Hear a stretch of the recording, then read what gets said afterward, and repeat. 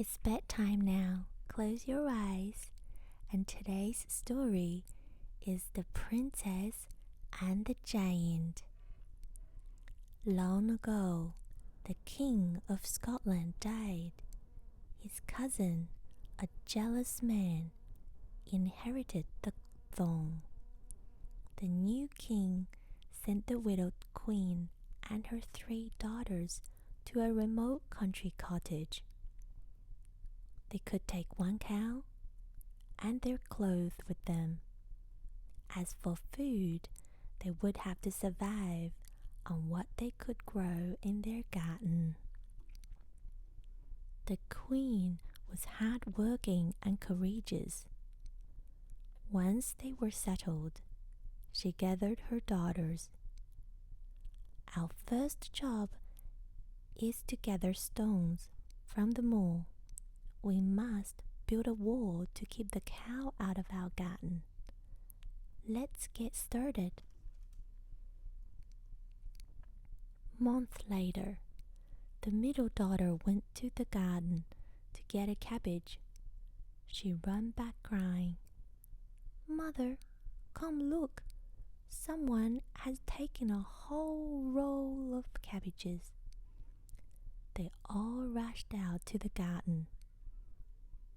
"Don't be upset, daughters," their mother said. "More cabbages will grow in time."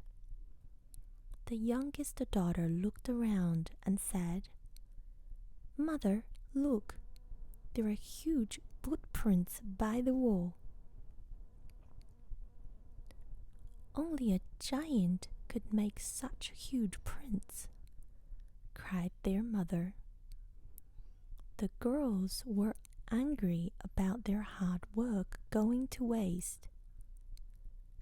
"I will stay out tonight and watch for that giant," declared the oldest daughter. And that night, she hid herself in the garden. As the moon rose, she saw a huge giant stepping over the wall. He bent his large body towards the ground and began to cut off cabbages. "Why are you stealing our cabbages?" the girl asked. The surprised giant said, "What is it to you? They are ours.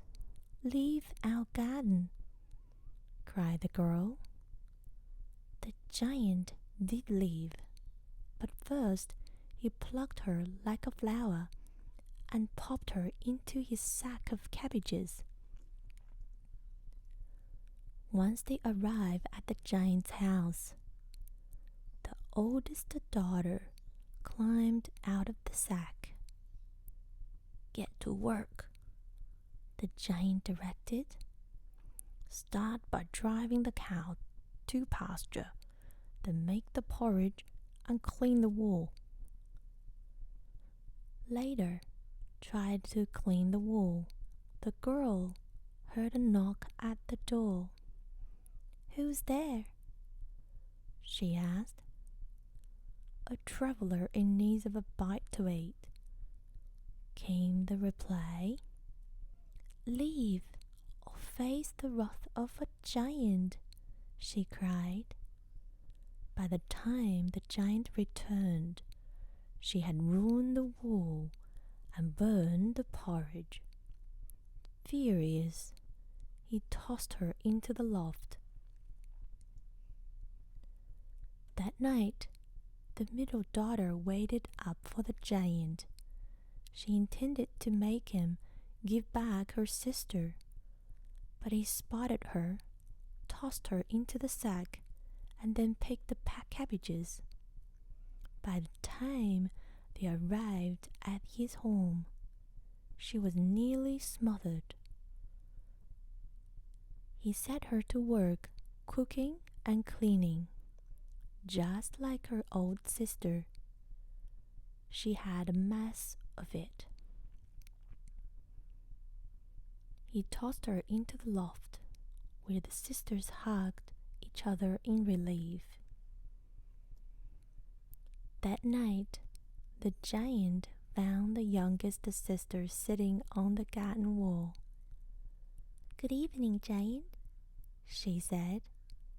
"I am ready to go with you." The giant was impressed with her manners. He picked his cabbages and then set her in the sack. She had a small pair of scissors in her pocket and used it to cut a small hole in the sack. She watched the way to his home, cheerfully stepping out of the sack on their arrival. In the morning, drive the cow to the pasture, make the porridge, then comb, card, and spin the wheel. "Do you think you can do that?" asked the giant. "I will do my best," she answered. Later, she heard a knock at the door. She greeted a strange little fellow with red hair and blue eyes. He looked to be lost and starving. "Please," she said, "take my porridge."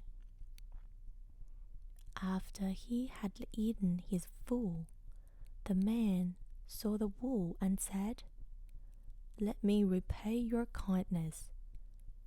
After spinning a beautiful length of white wool, he turned and disappeared. The giant was delighted when he returned, saying, "Your work is good. Take the ladder and you can visit your sisters in the loft." The next morning, the youngest sister gave the giant his breakfast and begged a favor.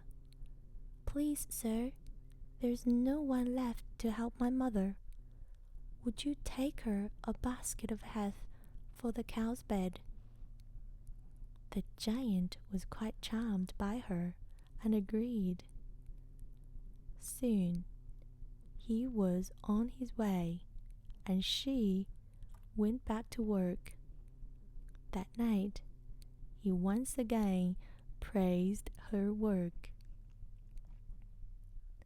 The next morning, the youngest sister asked another favor. "Please, sir, would you take this basket of grass to my mother for the fodder for the cow?" The giant cheerfully lifted the basket and carried it right to her mother. He came back to a sparkling house, saying, "Tomorrow you can let your sisters come down and help you." "That will be wonderful," the girl replied. "But I have another favor to ask of you. Tomorrow, would you take this basket of myrtle to my mother? She would be so grateful if you could get it to her early." The giant agreed. Early the next morning, he lifted the basket to his shoulder and went to the cottage. He set it by the garden and left. The youngest daughter got out of the basket and ran to the cottage, greeting her mother and joining her sisters that the giant had unwittingly carried home. After many hugs, they sat down to breakfast. Just then, a messenger from the king knocked at the door. The king, who had a change of heart, invited the queen and her daughters to return to the palace. They finished their meal, gathered their belongings, and climbed into the waiting coach. As for the giant, he expected to find the three sisters hard at work. Instead, he found a cold fire in an empty house. He rushed back to the queen's cottage, where he could not find the sisters or a single cabbage. The queen and her daughters had carried away every last one. Have a good night, boys and girls.